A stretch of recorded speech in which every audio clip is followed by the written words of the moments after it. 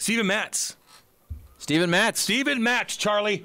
Dang hey, right. Look, that was the nastiest he's been this season, and it's nice to see, not only for this year, even though I think the Cardinals making the postseason, I've moved past that.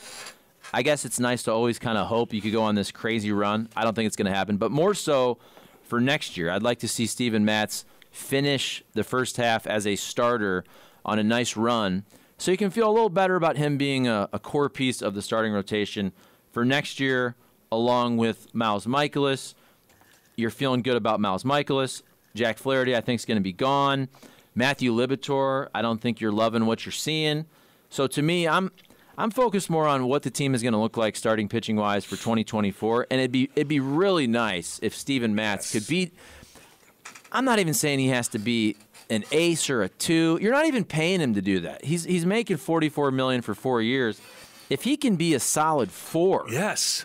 If he can just go out there and pitch to a 4 ERA, let's say, I think you'd take that for the next couple years. I think you're right on that. Good to see that last night, and even Paulie DeYoung, big hit. I mean, did Jimmy almost get hit by an Arenado ball? Did I hear that? I did see that picture. Is he okay? I think so. We do have the DeYoung home run if you want to listen to it. Yeah, I do. Is it a home run? The first man up. Drives that one down the left field line. Double. And that's going to do some damage. Around third is Goldman. The Cardinals have the lead 4-3 with 1 pitch. Woo! Paulie D.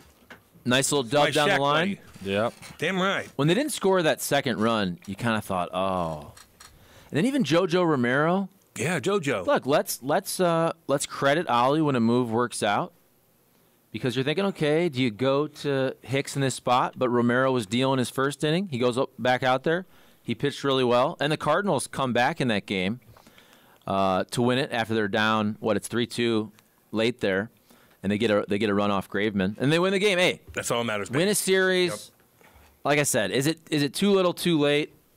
I kind of feel that way, and I think that more so because you put yourself in this spot now. They're right at the 90-game mark, where now you have to make a decision at the trade deadline, and I think they've put themselves in a spot where they should sell off pieces. So for that reason, if we're going Shark Tank, for that reason, I'm out. Mm-hmm. Did you not on the season, just on them competing for 2023? Right when they start getting their groove on, they go to a 4-day break. You know what I mean? That kind of sucks a little bit. What were you going to say there, Cole? What were you going to say? I was just going to say, it was more of a question. I didn't have a statement because I was out and about in a different state, hanging out with some old buddies for an entire week. So I didn't keep up with everything, but I tried to keep up with the NL Central standings all week long. But I got to ask you this. Yes. Just male buddies? Just male buddies? We're just asking. No, not just male buddies. But who on earth is this Jose Fermin guy? Great guy. Because I have no idea who that is. But I did see the lineup yesterday, and I saw his name, and I said, never heard of him once. Nice little utility man. Utility guy. Nice little defensive guy. Defensive guy. Is he doing his thing? He's just doing his thing. Did he debut? That feels right. It feels about right. Okay. Feels about. What's his name again? Fermin. Great guy. Yep. Great. What position? Second base. Second baseman. Yeah. Middle infield, looks like. He can turn it. Also, who's the guy who just debuted on Bally's this past week? That's what I was going to ask. Garcia? Who is that dude? Oh, Greg Garcia? Yeah, who's that? Oh, was that Greg Garcia? Yeah. He's a great guy. Remember a couple month back, where Kat on the air was talking about they need some fill-in analysts? Mm-hmm. And I think he even asked Holiday on the air. Yep. So we were throwing out names. I think the name I threw out, Brendan Ryan, was always so funny. This is going back to like 08, 09, 10. And so I can't remember who else I threw out there. Brendan Ryan. Bohart. Descalzo. Bohart was before I got here. But Greg Garcia was that you had that line of the gritty utility man. Yeah. That St. Louis loved for a while. And if you want to start it with Bohart, but then you had Aaron Miles. Yep. And I can't remember the exact order. Then you had Daniel Descalzo and Greg Garcia. He was that guy. I think he played here about 5 seasons, parts of 5 seasons, played different positions, played middle infield, played some third, gritty guy, just gave you a good competitive at-bat. Just your prototypical major league utility infielder that Cardinal fans seem to love more than any other fan base and cheer them when they come back. Oh, yeah. So he played, I believe, for the Padres afterwards. Is that correct? Oh, we'll get you an answer. A couple years Padres. they're the guy that we always kind of chuckle at because they give them the standing ovation as if they were a 3-time MVP, which I kind of love. I like it, man. The Blues do that too. The Blues, it's just fans in St. Louis are great. Was he good as an analyst? Because I did not see him that much. I thought he was a writer. He doesn't look like, if it's the same guy I'm thinking of, he just didn't look like an athlete. And I'm like, oh, they got a writer on there or something? I thought he was like a beat writer. And I'm like, oh, interesting. But it's Greg Garcia. Oh, okay, all good. He was basically the exact same with the Padres that he was with the Cardinals. Their his OPS plus was 89 with the Cardinals and 88 with the Padres. You got any? Did you see the interview with the Cat, Jimmy, and JoJo Romero? Or no, 2 scoreless innings out of the bullpen for JoJo Romero. JoJo. Also, throughout his big league career, never had a decision. That was your first major league win. How good does that feel? Feels good. I mean, it's nice to get that one out of the way. I mean, I didn't even know about that, so it's really special. How about the play by Goldie on the bunt? Yeah, that was awesome. I mean, heads up, way to be there. He's like a cat over there, so happy to have him over there. Your role in the bullpen, you pretty much have to be ready at any point in the game, right? How do you look at that? Oh, absolutely. I mean, I go down there and have a little routine that I do, and just stick to the process and be ready when my name is called.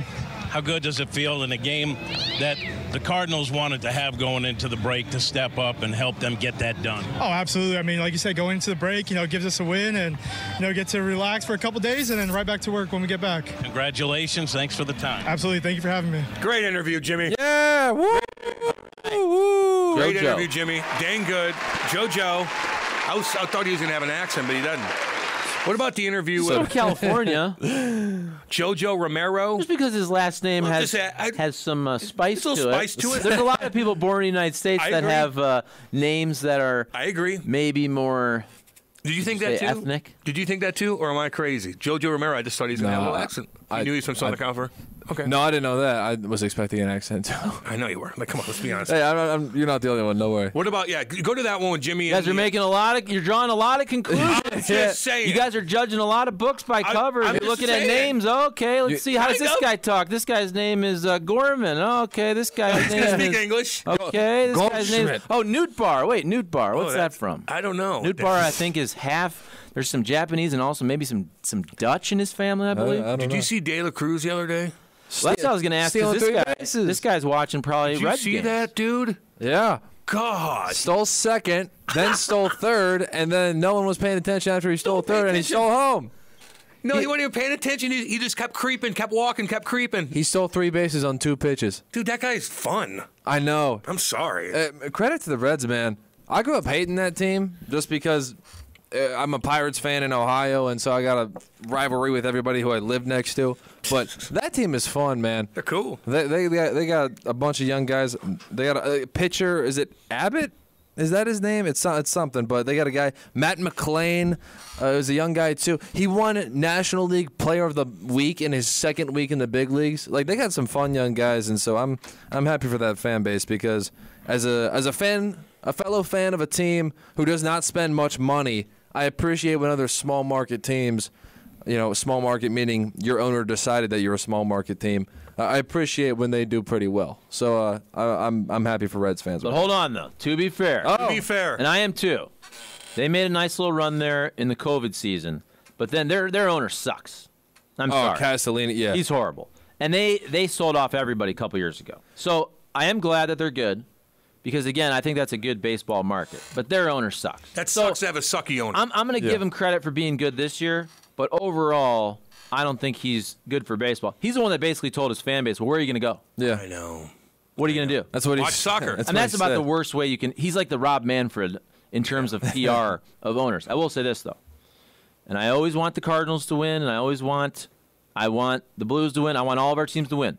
But when it gets to a point where I feel like it's not going to happen, at this point, because Ellie De La Cruz is so exciting, and it is good, I think, for the division in baseball when the Reds are good. At this point, why would you not root for the Reds? They're a fun story. Yeah, they are. And I also think I'm starting to get more in the camp of the fans of the Cardinals that feel like you need a disruption to change the course of the Cardinals front office. And this could be a disruption. Just how potentially bad they are this year and having to trade off at the deadline, it could actually force some change that I do think is necessary.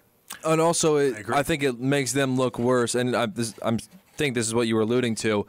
Not only if the Brewers are the number one team in the division, but if the Reds somehow go from the basement all the way to the top, that makes you look even worse for how you're performing this year. And if they finish, how about if they finish last? Yeah. It's not just those two teams. Well, exactly. It's also the Cubs and the Pirates right now. Cardinals fans are actively rooting against their team because they feel that the only way to get to where they want to go is to come up with some sort of change, and they don't feel like making the playoffs in a first-round exit is going to cause any change. Creeping in. Because they think that the organization is probably going to try to sell them. Well, we made the playoffs the past few years, and if you make the playoffs, anything can happen. Cardinals fans are tired of hearing that. So they want a deep playoff run, and they feel that what's been going down the past few years isn't going to lead them to that. So that's why they're. So you need to get smacked in the face a little bit. Yeah, so they made the deep run in 2019, but they got swept in the NLCS by Washington. Is that correct? So they have not won an NLCS game since 2014, is what I read on Twitter this week. Woo, that's a long time, baby. So, yeah, Cardinals fans, rightfully so, hold their organization to a very high standard. And so we're now at the point where they feel that the only way to go forwards is to go backwards so far to where the organization basically embarrasses itself and has no other choice but to really, really try to make up for it. Man. I'm kind of with that at this point. Although I do think the organization this offseason, they're going to sell this as an outlier, which I understand. And it kind of is. Why they would do that. And no, they are right. But I do think they've been slapped in the face from a pitching standpoint. And also the fact that they've spent on starting pitching, but they haven't spent wisely. When you look at Waino and Matz specifically, Miles Michaelis has been pretty solid, but I think they've been slapped in the face so hard by their lack of pitching overall that also will force them to do things differently. I would hope. And you basically have to spend on starting pitching unless you do one of these deals where you get a controllable couple starters who are young and you can get them and they're basically under control for 3-4 years. But that means having to trade a really good position player probably that you don't really want to trade. So that's probably getting rid of a Nootbaar or a Brendan Donovan to get that type of pitcher. What's up with Monty? I don't know exactly. So what? He walks off there. He slipped. Jordan Montgomery did? Yeah. What is it? So I don't know exactly. I just know that the timing couldn't be worse. I just saw on Channel 2, by the way, started to get all over the place. Who cares? It's Monday. You know that Larry Nassar? Oh, yeah. Oh, the Michigan State guy? He got stabbed in prison. I don't know if he's dead or not. Oh, good. I know. I wonder why he's in Gen Pop, though. Damn. Usually those guys are in a cell by themselves, because of that specific reason. Yeah. So he got stabbed. Montgomery, he left 4 1/3 innings. It was a right hamstring injury. He says, quote, "I just kind of slipped on the mound, and I guess my body tried to catch myself." Hey. He told Linworthy of the Post-Dispatch. Hey, play that. You want to play that interview with Jimmy and Joe Kelly and Lance Lynn? Yeah. One of that wants to play it real quick. Let's go, you. Let's go. It's a little bit long, but we're going to play it anyway. Okay, play it. It's okay. I don't care. Here we go, Jimmy. Just want to see. It's also the interview that may get me fired. A couple of former Cardinals now with the Sox. Joe Kelly and Lance Lynn. Joe, I'm going to start with you. You're on the IL. Jeez, what happened? Why are you yelling at me, bro? That's how I communicate. Yeah, IL, a little bit of elbow inflammation. It's not too bad at all. Last game, I pitched through it for a couple of games. Just affected command, but hasn't affected stuff. So hopefully, it'll be right on day 15. I'll be activated, so we'll be fine. And Lance, you're coming off a great start yesterday. 7 innings, 1 hit, no runs. Are you still a constant delight? I've been accused of it, yes. So, all in all, everything's good here. Hopefully we can start winning some games and we'll be all right. He looks like Patty Maroon. That you think your stuff at age 36 is the best you've ever had. Can you amplify that? Yeah, I actually use other pitches now. So that not just fastball? No, you don't have to do that anymore. The game's changed. You got to throw other stuff just to kind of make everybody think that you're doing things. But when it's all said and done, I think I had my most strikeouts with my fastball yesterday. So you just dabble some other stuff in there just so you can get back to doing what you do. Just fake them. Just fake them. You're an author. Joe Kelly is an author. I honestly I didn't have that on my bingo card. Tell me about your book. What was behind you writing it? And will I get a free copy? Also, am I in it at all? You're definitely not in it. What was behind it was I like doing podcasts, and I don't have social media.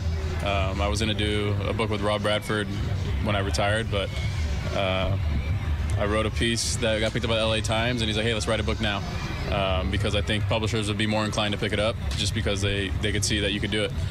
So we ended up writing a book. It's a lot of baseball. There's life stories. I talk about youth baseball, how to coach it.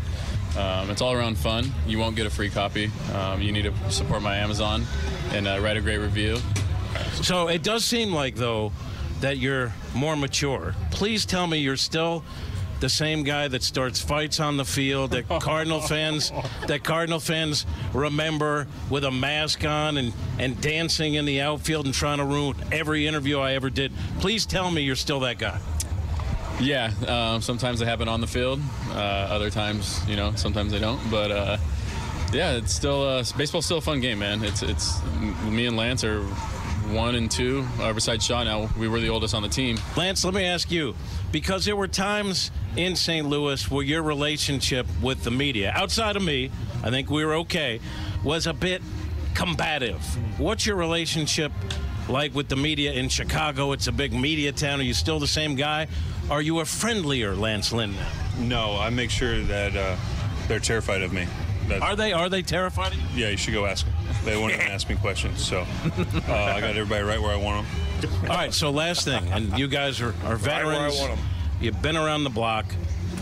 Rate this interview, and if you think in my wisdom and my many years of experience that I've gotten better as a really a regional cable journalist. Actually, your questions have gotten a lot better there. Actually, you put them lightly, but you try to dig deep right there, and I kind of like it. I respect that. It's something that Barstow would have asked, but in a meaner way. So I think you have gotten better. You've gotten uglier, but you've gotten better. That's for sure. Lance, your thoughts on my level of journalism at this point in my career? Yeah, you're still extremely mediocre, and that's what makes you though. That's all it is to it. You enjoy it, you're okay with it, and you make fun with it. So that's why you're still here. You two are the best. You guys are still doing it. I'm still doing it. Hopefully, I'm still doing it after this interview is aired. Thank you, gentlemen. Thanks, Kat. And we're going to get out of it right now.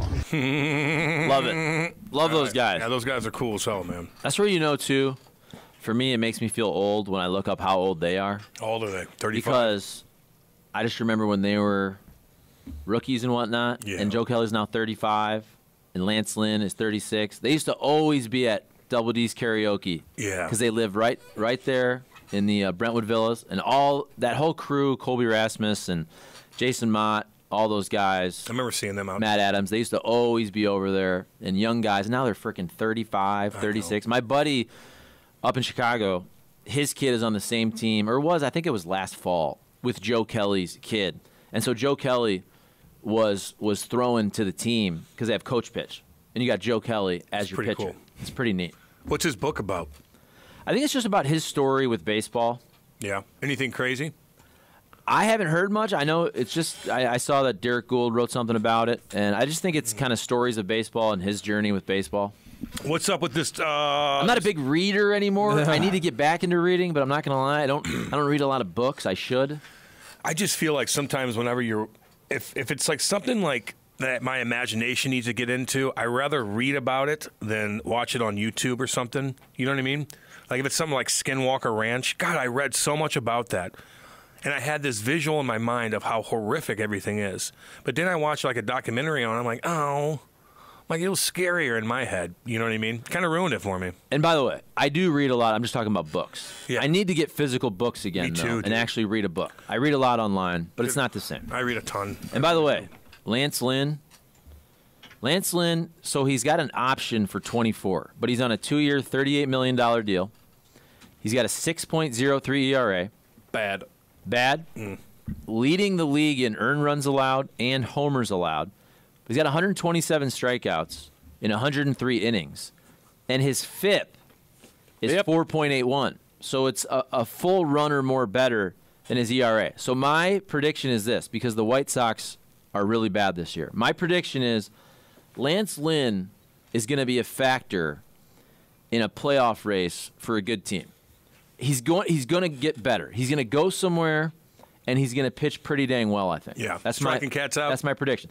No, he's going to go change the scenery, go to a competitive team. I'm not saying he's going to be a Cy Young winner, but he's going to do a similar situation of what we saw with John Lester and Jay Happ when they left a couple years back to come to the Cardinals, and they pitched much better than their previous spot. That's my prediction. I get you. Who's this Chase Davis kid? You probably watched him a lot, didn't you, out of high school and stuff, Charlie? Well, Cole, you're our draft Arizona State analyst. Yeah. Seems like from what I've seen, a very toolsy. Yeah, it's toolsy. A very toolsy college player, athlete that profiles as a corner outfielder, left-handed hitter, has a ton of power. My guy who works with the Cubs was texting me about him, and he said he really likes him, except for there's some swing and miss concern. Oh, we don't like that. More obviously for the big leagues. If you're in college, you're going to put up good batting average and whatnot, but there's some swing and miss concern down the road. But power, an athlete, again, a guy who probably could play center, but more likely profiles to the corners. And then I read a couple of basically little bios on him, and both of them compared his swing to Carlos Gonzalez, who was a very good player for the Rockies. And if you remember, Cardinals fans, for years, Carlos Gonzalez Cargo was one of those guys that was rumored to be a trade candidate with the Cardinals forever. We talked about, by the way, with Tulowitzki, we also did that for about 5 years. But for years, we always talked about Carlos Gonzalez potentially coming to the Cardinals in a trade. And if you watch this kid swing, I've just seen a couple pieces of video, he does have that type of swing. All right.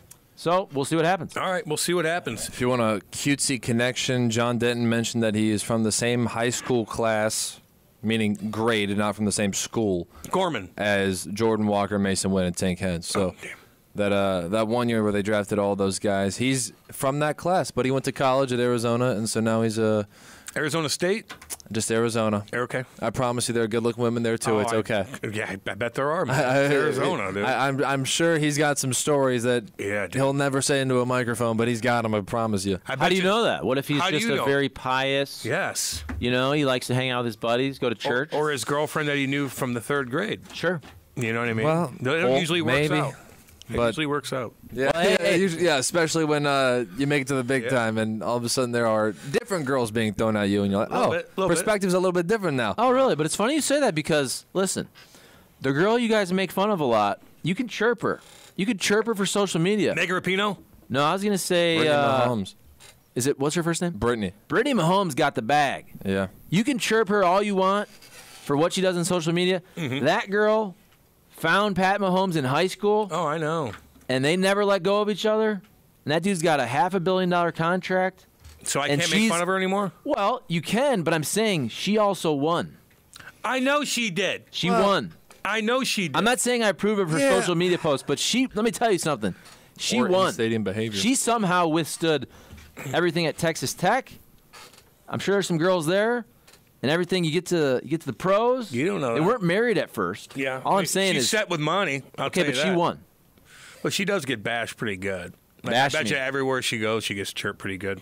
You can bash me all you want. Deservedly so. I will.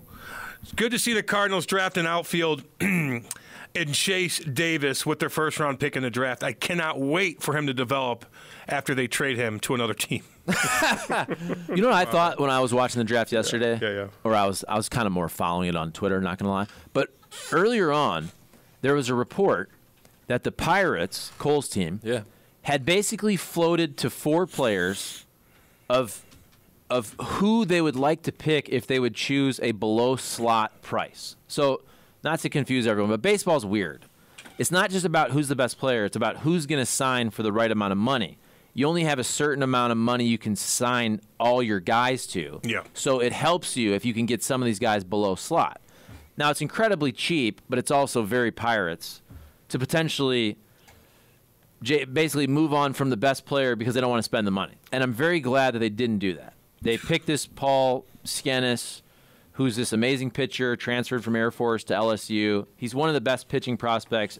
Everybody that covers their draft have said this guy's the best pitching prospect since Steven Strasburg, which was about 14 years ago. So I applaud the Pirates for actually spending what I think is going to be about $9.25 million to get this guy. But then I also know that he's going to probably get traded to the Yankees after 2 or 3 years, which is fine. That's the Pirates. Steven Strasburg, was it a bust or was he unbelievable? Oh, no. And then he signed a monster ticket and just got hurt. Well, injuries, but in no way a bust. I mean, he was a phenom. He was awesome. Then he got his Tommy John. Yeah. You remember he comes back. They sit him down that 2012? That they basically he missed entire they shut him years. down. Yeah. No, but that next year they pitched him, and then as the Nats are going on a run, they shut him down, which was very controversial. Remember how highly touted he was? Like he was incredible. Everybody talked about Steven Strasburg. I remember that, man. Now he's got some nerve issues, so he may never pitch again. But look at his numbers. So Steven Strasburg. Here you go. He started 8 games over the past 4 seasons. Yeah. Oh, and still career record 113-62. He's making $35 million doing nothing. Yeah, 3.24 ERA. Wow, dude. And he's got 1,700 strikeouts and almost 1,500 innings. He's got a couple 3 All-Star appearances. All right. Made a lot of money. Won a World Series. Yeah, okay. Led the league in He led the league in wins and innings in that 2019 World Series year. He good. Boys, I'm back. 10 weeks in Florida for work. Was barely able to listen to the show, but now I'm back for good. Rockwood Rectal Rooter. What'd you have to do down there? Podcast us. You could podcast very easily, by the way. But he's probably working on the job site, man. You got to, hear what's going on and stuff. People are yelling and stuff. What are you doing down in Florida? And I'm curious. 10 weeks, man. Away from your family and stuff? Damn, that's tough. Hopefully you made some good money. By the way, speaking of good money. Yeah. Strasburg, look at his career postseason numbers before I get to the money part. So in 6 series, 3 years, he was the World Series MVP, by the way, in 2019. Yeah. His career playoff numbers, 6-2, 1.46 ERA, 71 strikeouts in 55 1/3 innings pitched.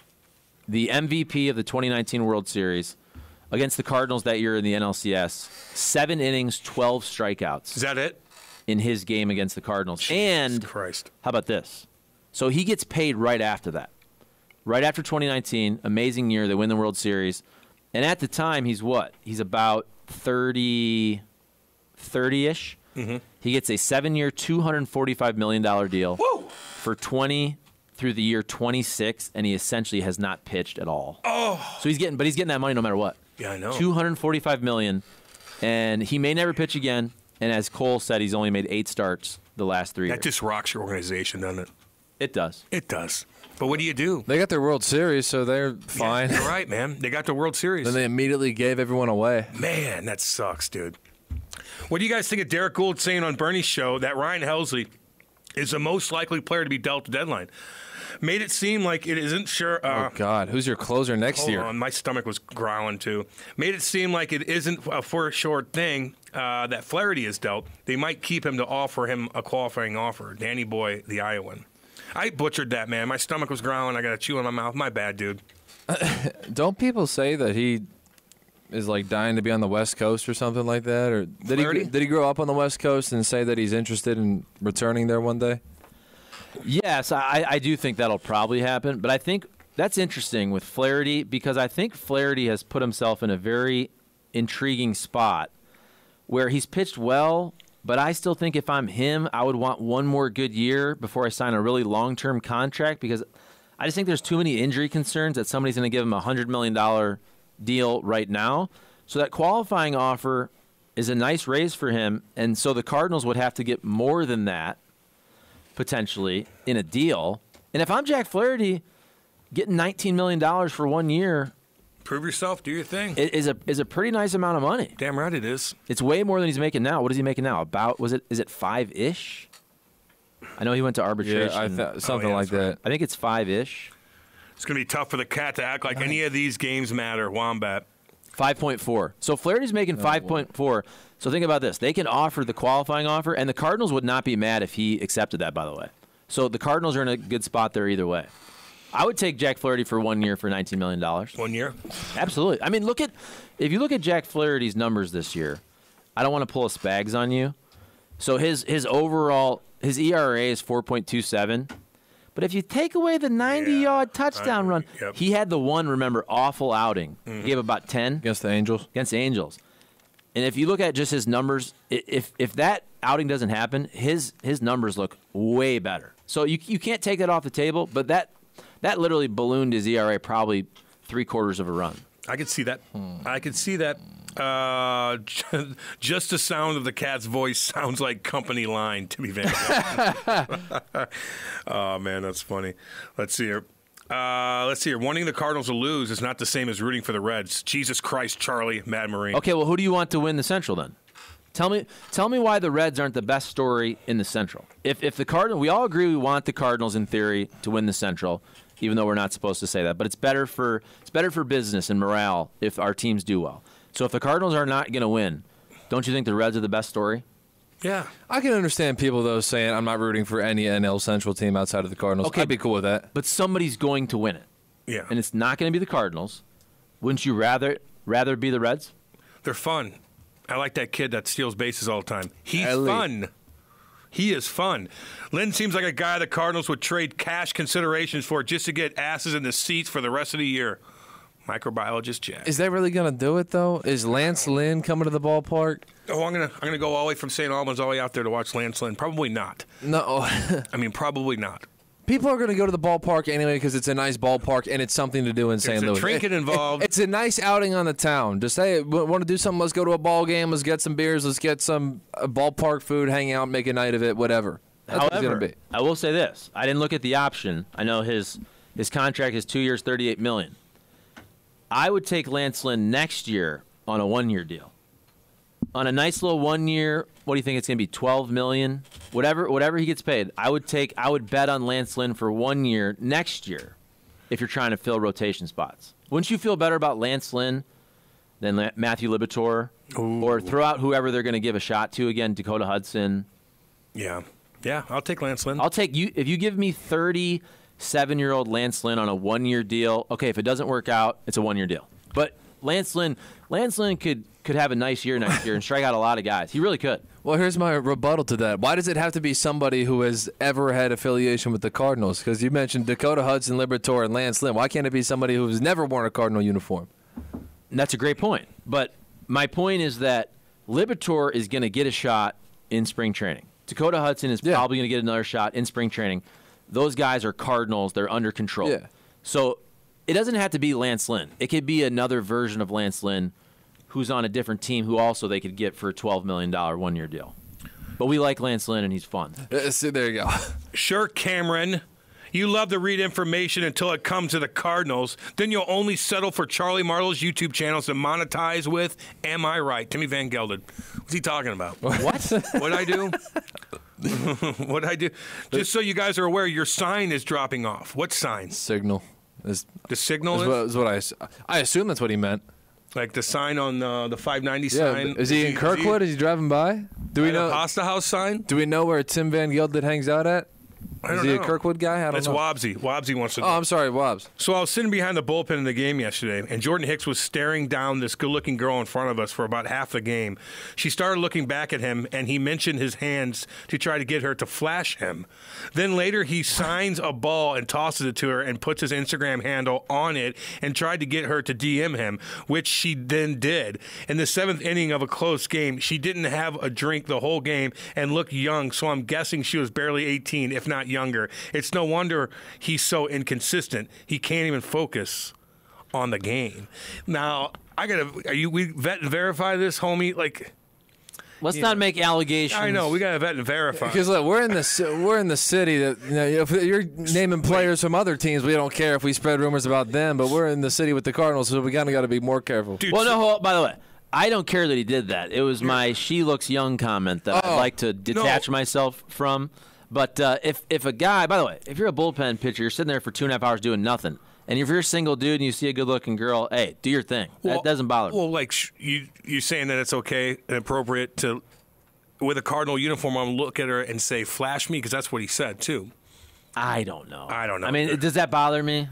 No. No, I don't give a damn. Has that happened for years? Funny. I mean, It's look funny. at the Mickey Mantle. You ever see the Mickey Mantle story? Yeah, dude. About underneath the bleachers? Yeah, he's getting down with it. You ever hear the stories of the 86 Mets? Yeah, dude. David Cohn also. The cocaine Mets. What Talking about during the game. What about Nails, too, back in the day? Those guys are crazy. Crazy. The first report that popped on my phone about the Birds draft pick had him quoted, saying he looks forward to cutting his strikeout rate in half. Why didn't he already do it? Also, I hope Arenado gets a comfortable bed in his hotel so he doesn't get back discomfort before the All-Star game. Zachy boy. Oh, by the way, I forgot to say this because you were talking about Jordan Hicks hitting on a girl. I met a somewhat potentially high-profile woman at a bar. She was obviously a very good-looking girl, and she was really watching one of these NBA Summer League games. That was up on the TV. I'm like, scouting. Why? She was scouting. Yeah. Scouting. I'm like, why does this girl care? And so, just for the sake of starting a conversation with a good-looking girl, I asked her, like, which game are you watching and why? And apparently one of her friends is about to get married to one of the players in the Summer League game. And so we get to talking, blah, blah, blah, where are you from, Cincinnati, whatever. College graduate. Okay. That's about my age. Cool. And so she says that she's from Cincinnati. She's a Bengals fan, whatever. And so I'm like, oh, are you one of these girls who obsesses with Joe Burrow? Because that's a big thing for girls my age. Joe Burrow is the guy. The handsome dude. And she goes, yeah, but I kind of got to play it chill because I'm dating a different Bengals player. And I'm like, well, okay, that checks out. I say, which one? And she goes, Joseph Osai, who is famous for pushing Patrick Mahomes out of bounds just one step too late in the AFC Championship and then blowing out his knee on the play. Yeah. Oh, yeah. Yeah, and so that set up the Chiefs for a chip shot field goal to end that game and go to the Super Bowl. He's a loser. You should have wheeled her. Yeah. Wow. Maybe I could have. I said. Oh, he got blamed for everything. He did. Yeah. Yeah. Oh, there were teammates caught on camera screaming as on their way to the locker room. I You didn't remember like that video? Yes, I remember that. Yeah. Now that guy wasn't yelling directly at him. He was just yelling out to the universe. But he was pissed off. And I'm like, okay, were you with him at that point in time, or did you come into the picture a little bit later? When he was down and out. Yeah. She's like, no, I was with him at that point in time, and it was a bad week. I bet it was, dude. Gosh. Damn. But that's interesting. There you go. What's she look like? Beautiful, I'm sure. Yeah, I'll pull up. You don't have to show me. I don't need to see any of that. That's all good. Okay. She's a good-looking girl. Shallow Hal. Yeah. Good. I mean, So- she's 24. You can. No, it's all good. She'll be fine. He'll be fine. It's just It's all good. It's all good. I got you. By the way, not to change the subject. You're done break. But What? because Home Run Derby was brought up, this is a good question for the text line. Cardinal fans, tonight's Home Run Derby, I was just looking at the odds. How about if you're a Cardinal fan and you got to watch Randy Arozarena, Yeah. who is in your system in the Home Run Derby, Adolis Garcia, Give him away. Yep. who is in your system in the Home Run Derby, and Luis Robert, who for that whole year we all thought the Cardinals potentially was going to sign. So you got to watch Garcia, Arozarena, and Luis Robert. Are you going to be watching that tonight? I do like the Home Run Derby. I'll watch a little bit. I like Pete Alonso, honestly. I know, big, strong guy, but he takes that so seriously. He's so good at it. He's like built for the Home Run Derby. He practices it. I do miss Home Run Derby steroid edition more than anything. I'm sorry. I miss steroids. I want them back. It was I fun. want them back. It was fun. I want to see people's forehead grow throughout their career, like Barry Bonds. Yeah. I want to see a transformation like no other. I want to see a skinny guy, and then all of a sudden he puffs out so big. And Brady Anderson. He's crushing them 520. Allegedly. Yeah. I want steroids back in sports. Where do That's those, all. Where do No those big deal. 50 home runs from Brady Anderson come from? Huh? Let's look and see what his biggest year was other than that. I'm going to guess it was about 25. I could be wrong. Cole, tell her you're on radio. She'll leave his ass in a second. You should have been. Did you tell her that you're on AM radio? I in St. did. Louis? I did. Here's She's why. like, wow, that's awesome. No. I said, look, I'm a radio host, so if he ever breaks up with you and you ever want to just give us all the inside details about dating an NFL player, come to me. Did you tell her about cover 2 and all that? No. That's all I said. I said it as a joke, obviously. And she was by the like, way, I'm a radio host. If you ever want to just lay out the garbage for me, we'll talk it out, and the fans will be on your side. She said, one of my friends asked her, because she was talking about the first date, going on a date with him, and one of my friends said, how expensive was the bill for the very first date? And she said, about $1,500. Jesus, where'd they go? A fancy restaurant, and apparently there were 2 expensive bottles of wine that were purchased. And he really rolled out the red carpet. But She said that she doesn't know if she's the only one yet. They haven't had that conversation. And I said, she ain't. Yeah, she's not. She ain't. If she doesn't know, she knows. Is she Christian? I have no idea. Know. Didn't talk to her. Didn't know. Well, didn't talk to her for that long. She's Christian. No, is he? I meant, is he with Jesus and all that stuff? Because if not, then it's going to be tough for her. I don't know. It'll be tough for her. She's like, he follows me on Instagram. He hasn't posted me on Instagram yet. So wait a second. Hold on. But it sounds like it's somewhat early, but not really. But she says that they haven't had the conversation about whether or not they're exclusive yet. So you're saying if he's Christian, he's more likely? No, he's less likely. Duh. Is he Tim Tebow? Is that true, though? If he's Tim Tebow, he's probably going to stick with you and be good. But, I'm just saying. No big deal. There's a lot of people who live and they portray a certain lifestyle. No, come on, and then behind Charlie. closed doors, they don't necessarily actually play that out. I don't believe that. I don't believe that. Hop straight into the friend zone there, Cole. That's funny.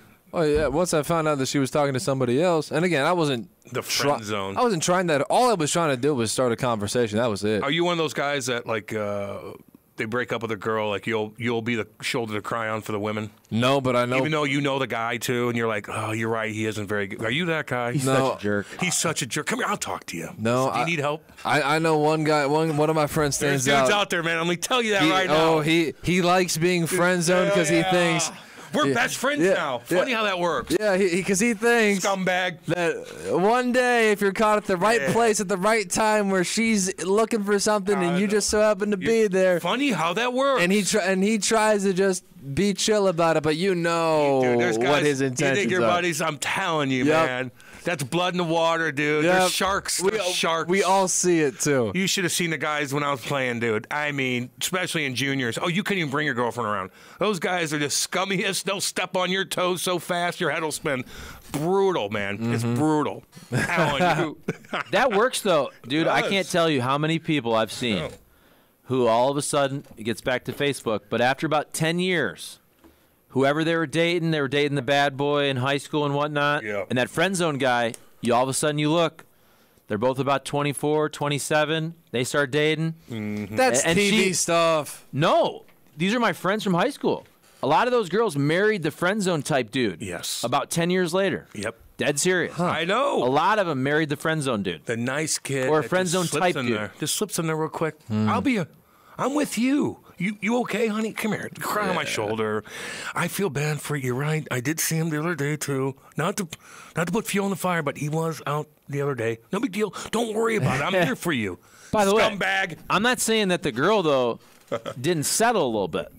She may have tried to stick with the bad boy or a couple other versions of it. Yeah. But 10 years later, as she's single, and then she sees all of her friends start to get married and have kids, she oftentimes goes back to that friend zone type. Cole's like this. Friend zone. Well, I kind of. You're gonna see this, dude. You're gonna see this in about 3 years. Yeah, you are. When all of your girlfriends, if they start to get married, the ones that don't, they start to get crazy.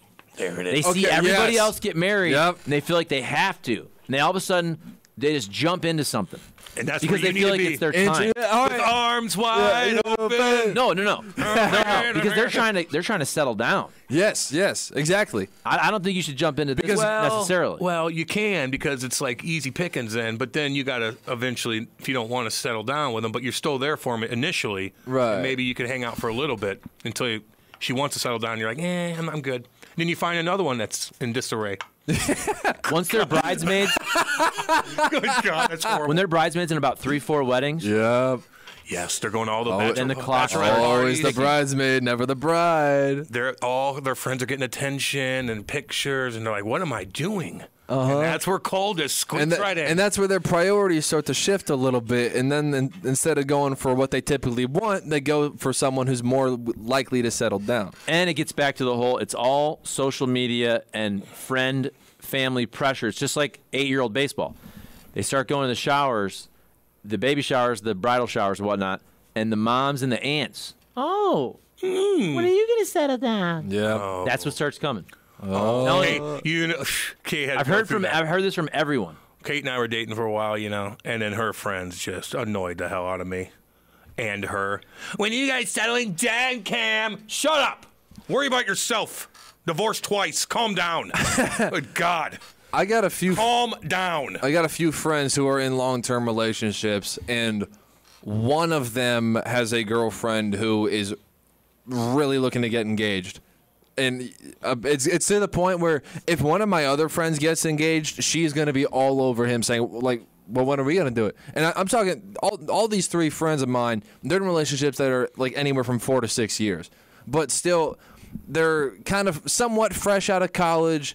They probably want to save money. The idea of buying a ring. See, it's more fun for the women because they don't have to buy the ring. So my friends are like, oh, man, that's a big purchase. Maybe I'll delay it. Big purchase, dude. And these guys just started living together, within the past couple of years. So it is moving pretty quickly for them. But these are college girlfriends who become young adult girlfriends. And the girlfriends are already starting to look for the rings. So that seems like a big commitment, and then man. And then they go to a Taylor Swift concert. Mm-hmm. And they're like, this is going to be the night. And I know exactly what the song's going to come on. Yep. He's going to turn. And he's just like, what? And he doesn't do it. He's staring at the other girl over there. God. Taylor Swift concert. He knows there's other dudes. They know that song's coming on, and they immediately go to the bathroom. Yeah. They don't want to be in that scene. Hit me. Everybody around you's getting married. Oh, my God. Yeah, and he's probably saying, do you know how much I spent on these Taylor Swift tickets? You think I have money for this ring that you want? Exactly. No. It's like one or the other. Yeah. What song is that, by the way? I know we said it last week. Okay. So it's the one. Huh? She's cheer captain. That one. I'm in the bleachers. Is it that one? You Belong With Me. That's the I don't think it is. You Belong With Me? I don't think that's it. Oh, is that I think it's... The dude, the second he hears that beat, he goes, oh, you need a drink? You need a beer? I'm going to go get a beer. I'll get you a seltzer.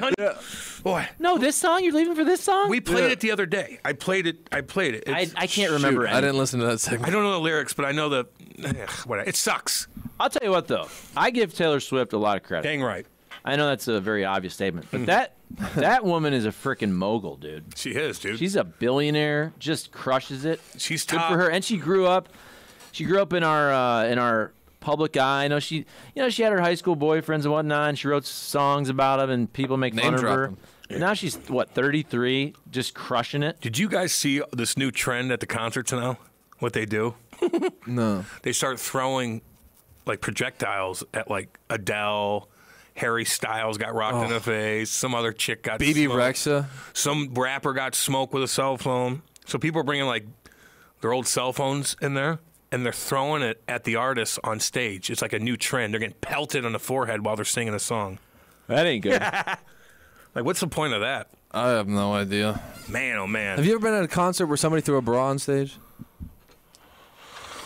One girl from my high school did probably. that. She did that when she was in high school. Yeah, some rapper came to Columbus and she threw her bra on stage.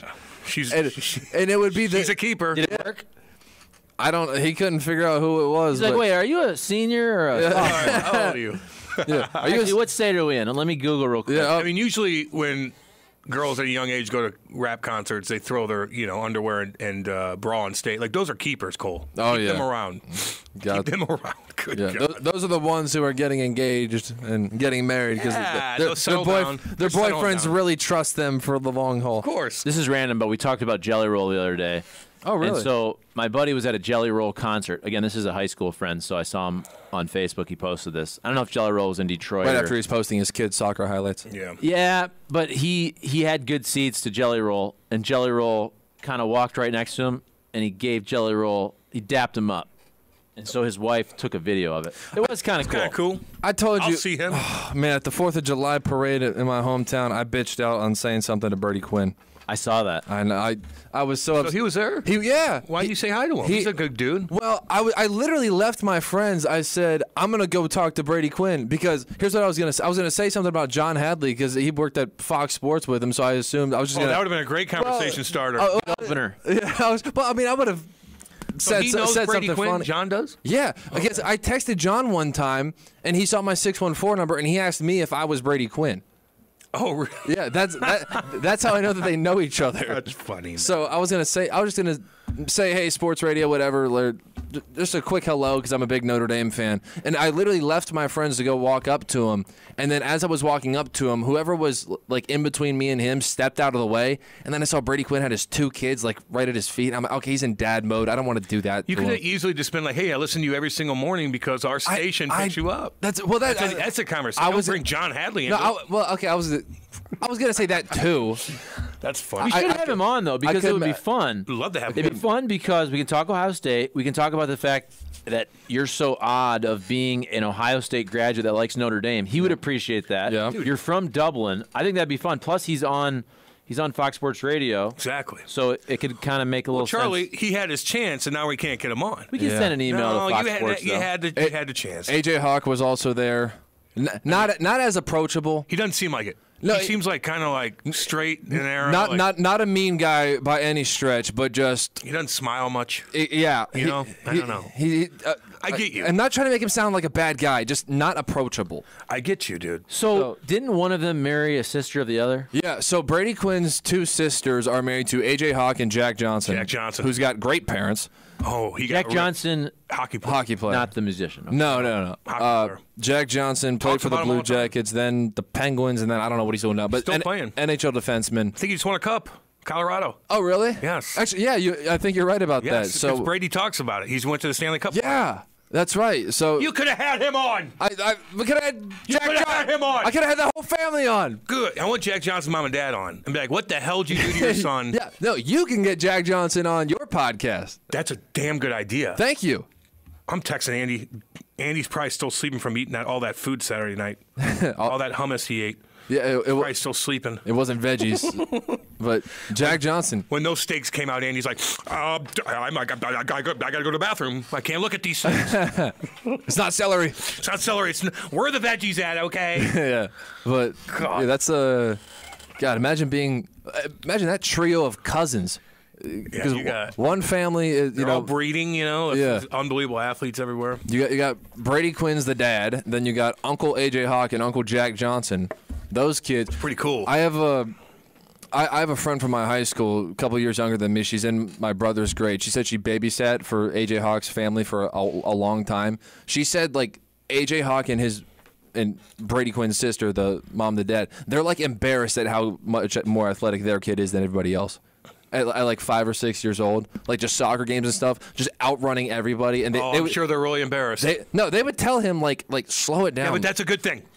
That's a good thing. But at like 5, 6 years old, play him up then. I'm just saying. Unless you're on my team. Don't take that kid off my Charlie's team. team. Charlie. Don't take him off my team. Charlie, where's this kid at? Yeah. What teams do you play for? Okay, if he injures a couple people, which he basically did, if you injure 2 kids, you probably should move up. Yeah. If you injure 1 kid, that can happen. But I like how you're like, oh, they're embarrassed that their kids dominate. No. That's what I was told. No, they're not.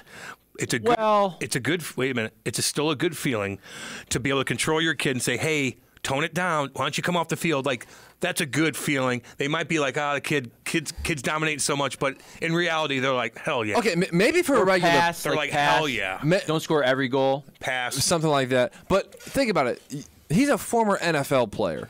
And so if AJ Hawk's kid is going out there tearing it up, like, and again, we already said, he's not someone who seeks a bunch of attention. So that might be another thing. Like, okay, you're kind of making a scene of this whole thing. And it's also 5, 6 years old. Maybe like 10, 11. Yeah, man, you're traveling around probably at that point. It's a good problem. It is a good problem. The problem would be like you're paying money and your kid's picking flowers. Yeah.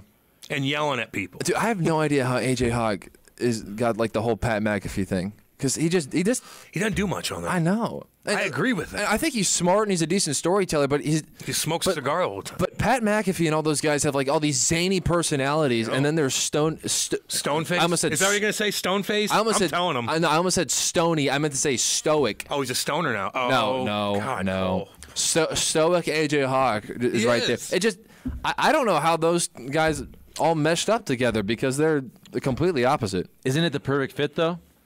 I guess he's a serious one, and plus, on that show, Pat McAfee is the superstar, and he's going to talk probably 80% of the time. Yeah. So another personality, I'm sure he gets paid a lot. But if you're a person who wants to share the ball and you want to talk, you wouldn't want to be on the Pat McAfee show because you're never going to get to talk. I get that. All right, that's a good point. You got me convinced. Did you guys know Taylor Swift jammed everybody's cell service over the weekend so they couldn't post or call out at Arrowhead Wops? Not true. I saw Snapchat stories from that concert. What does that mean? How did she do that? What does that mean? Just zapping the Wi-Fi. I don't know. Is that legal? She zapped the Wi-Fi at Arrowhead during a concert so no one filmed? I've seen Snapchat videos. Stories. I saw a billion videos of that. I saw Snapchat stories, so that's Wi-Fi connected. Obviously, people can take videos and just save them on their phone. But I saw people like posting them to social media. Yeah, I don't know. So apparently it didn't work. Taylor makes 12 schmil a night for each show. 12 million? I heard that. Wow. I like your dogs, Jack. Wow, 12 million. Well, she's the best of the best. Is anybody making more money than Taylor Swift during a show? Is anybody making more money than that girl? Wow. Do the residency people make a ton of money? Who? Like Billy Joel at MSG or Shania Twain or whoever at Vegas. I don't know if they're making 12 schmilli a night. Not a night, but... I mean, the Rolling Stones, maybe? Maybe Garth Brooks on a stadium tour? Oh, maybe a big old country singer. Maybe one of them big old country singers. But like Taylor's, she's got to have them be the most expensive ticket going. It's got to be, right? Plus, we're talking about 60,000 seat stadium. That Morgan Wallen was jammed the house, dude. Oh, yeah. I heard he was pretty cool. I don't know. I know some people who went to the show in Oxford, Mississippi. It just 2 hours of traffic. Just standstill. And even when like Charlie turned me off whenever he went and saw the gosh dang comedians, Chappelle and Chris Rock, and I'm like thinking to myself, like, I'm sitting in line for an hour, like, I don't want to do that. And then you got to give your cell phone up. Was it a Sunday night? That particular show was Sunday night. But that's not every comedian. I've been to 10, 15 comedy shows. That was the only time that they grab your cell phones. I like going to comedy shows at the Fox. Yeah. So you only saw like 15 minutes of Chappelle? Because of the whole, he was late. Get out of there. He had to get up at 6 o'clock, 5 o'clock in the morning. They brought the opener back on for a second time. That's when you knew. You started to get the feeling that Chappelle wasn't there. They do the opener. They do the second guy that, what's his name?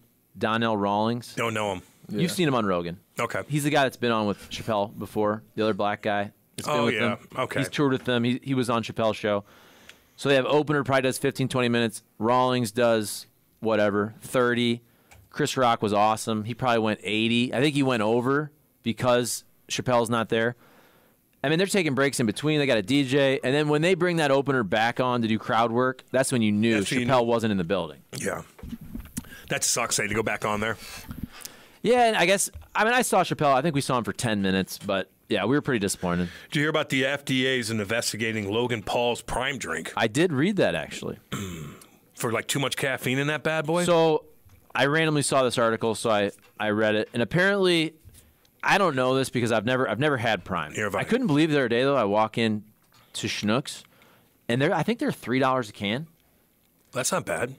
Well, for I guess for one energy drink. For an energy drink, that's I guess normal. That makes sense because that's kind of like what a Red Bull is.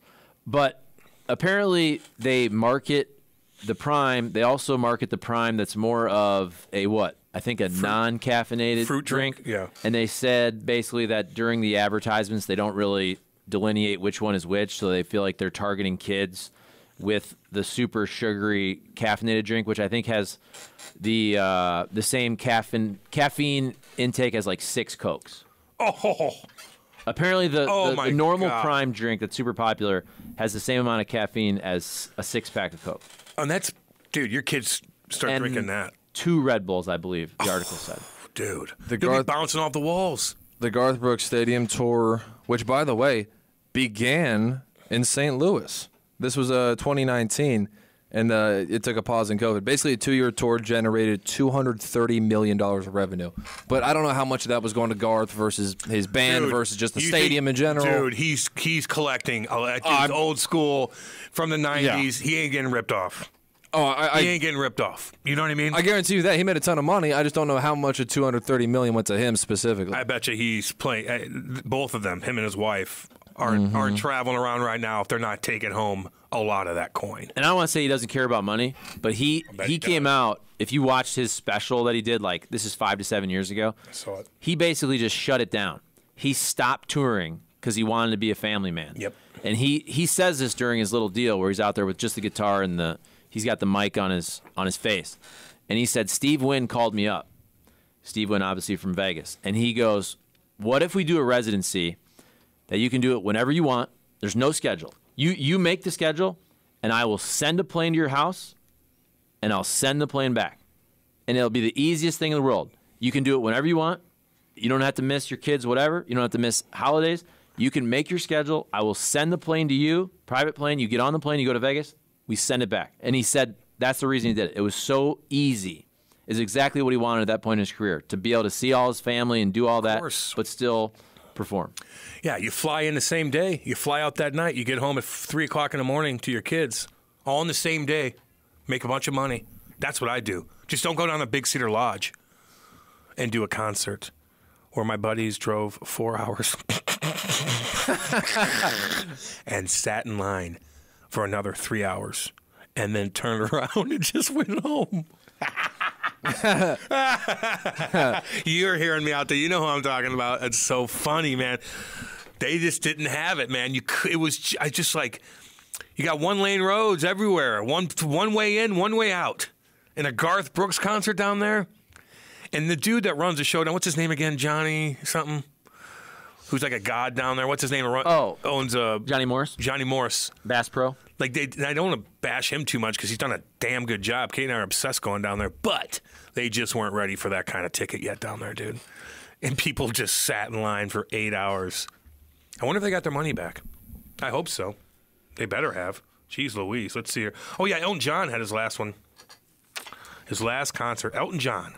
Finally, because he had that farewell tour that went to Columbus 2 different times, so that kind of lasted a long time. I would have saw Elton John. I would have saw that dude. I like him. I love him. So look at this. I was trying to find that article.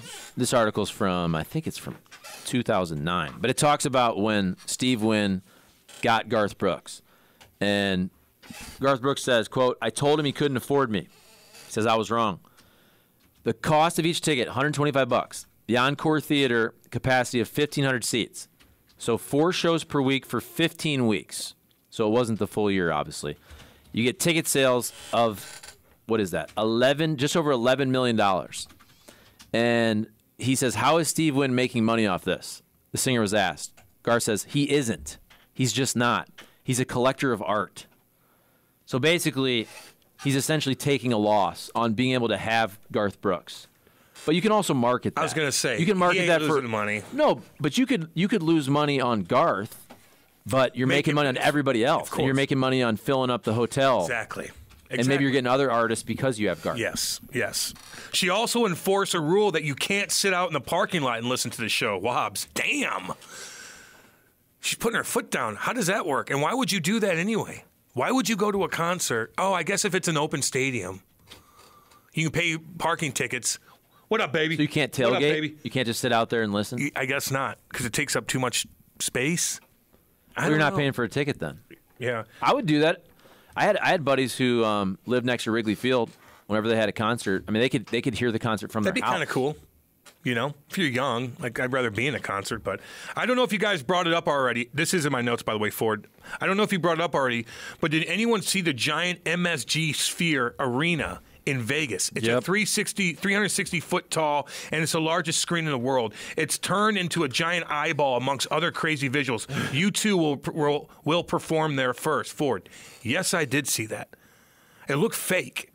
And then all of a sudden it turns into a basketball. Then it turns into a weird, like, trippy little thing. And it turns into, the hell is that? I don't know. Badass looking, dude. But the light bill or the power bill, whatever they're going to have to pay to just keep that thing running. Because it was, what, $2.4 billion just to create it? Yeah, dude. It looks crazy.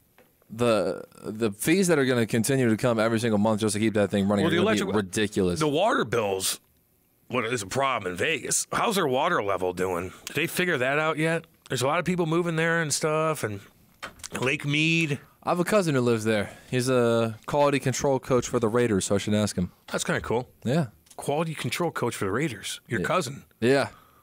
He play? Yeah. What does that mean? I don't know. Quality control coach. He was he's happy to be in the NFL now, but he made his way up the ranks a little bit in college, up to the point where he's the defensive coordinator at Akron. That's cool. Yeah, so I think he was like the second youngest defensive coordinator in FBS college football. What's his name? Matt Feeney. And now he's a John Carroll guy. You know what that is. It's a good school. Yeah, it's a big time. It's a Division III football school, but it produces a ton of coaches. And Really? Josh McDaniels, who is the coach at in Las Vegas, is a John Carroll guy. So he hired him sight unseen. Never even met him before, but because of the John Carroll connection, he hired him. And so that's a lot of coaches in football have a connection to Ohio one way or another. So he's Damn right. he's just one more to the list. The cradle. Yeah. The cradle of coaches. You've been working out hard. Your hands are beat up, dude. No, it's just like, this is nothing. Oh, hang cleans and power this cleans? is nothing compared to what it usually looks like. What's been going on? You've been fighting off some snakes? My hands are always like get like that. They get dried out and stuff like that. And I have been working out, actually. That's First Form Nick. Yeah. Throwing 100. Trust me, that video is going to come out here soon. You'll see me throwing hundos, and you'll see Andy throwing 20s. I don't think Taylor Swift is signed to a record label anymore, so I'm pretty sure the ticket sales go to her instead of a record company. But she also probably has to pay the rent out to those arenas. Barry McCockiner. Yeah, that's what Bill Burr said about the comedians. If you do an arena tour, you have to pay the venue. Whereas if you do like the Fabulous Fox or whatever, it's a different setup. Because if you're trying to get Enterprise Center, you're competing with all these sporting events and all these big shows and whatnot.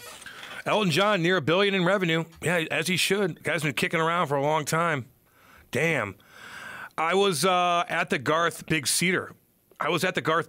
We walked over 5 miles in and 5 miles out. The show was awesome, but getting in was insane. Angry old guy. Dude, you walked 5 miles to see that show? You're out of your mind. 5 miles? A half a mile, I'd be like, what are we doing? In the middle of summer? Damn, dude, that sucks, man. That sucks. Oh, God, let's see here. Aaron Judge is freaking awesome, man. What do you say? Every time I see a soldier or a Marine or sailor or a policeman or a firefighter, I say thank you. I can't thank them all, so I do it by singing the national anthem. That's cute. That's cool. Aaron Judge? Yeah. That's cool. Look at the price of a ticket at the Sphere. Oh, God. What's that going to be? Is it just like a concert venue? Is that what it is? I don't know. Don't know. How many people does it seat? I know. Dude, look at it. It's crazy looking, man. It is crazy looking. This guy's typing over here, man. He is, dude. Oh, I'm a loud typer. I'm sorry. We're going to go to break here in a couple minutes anyway because we got Maddie Holiday. We're going to try Maddie Holiday at 9:30, so we'll go to break here in a little bit. Let me tell you about Engineer Design Facilities. EDF Group is what it's called now, baby. My boy Chrissy Pondoff runs a tight ship, man. Damn, we had some good food Saturday night. Whew. Damn good food at Alvin Oak. God, that bill. 5 hours we were there.